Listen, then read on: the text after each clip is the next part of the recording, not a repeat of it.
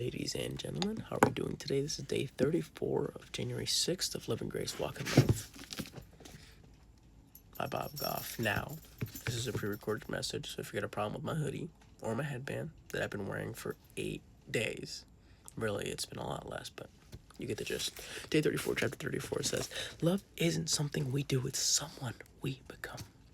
Matthew chapter 7, verse 24 says, everyone who hears these words of mine and puts them back into practice is like a wise man who built his house on the rock.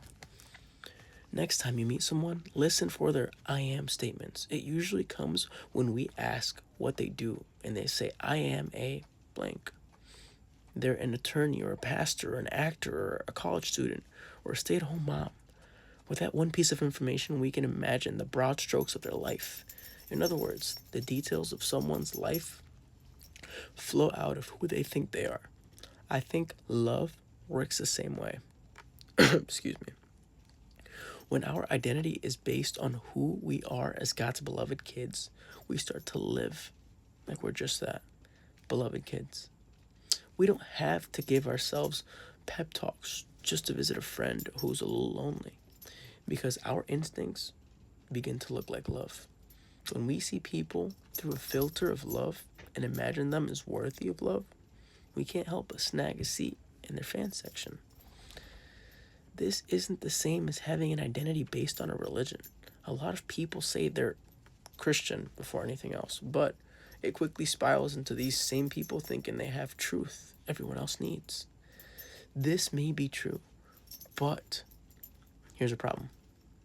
It morphs into an identity rooted in having answers rather than being love.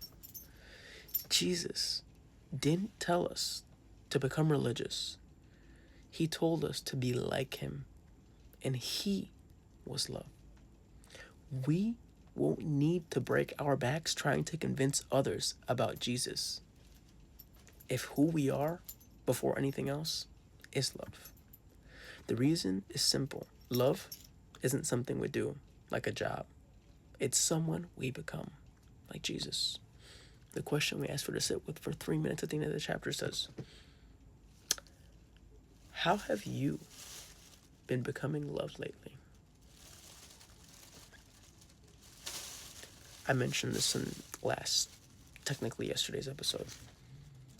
It doesn't cost a dime to show love. So how have you taken steps to move forward towards what love is? How to become love? God bless. Stay blessed. I'll be back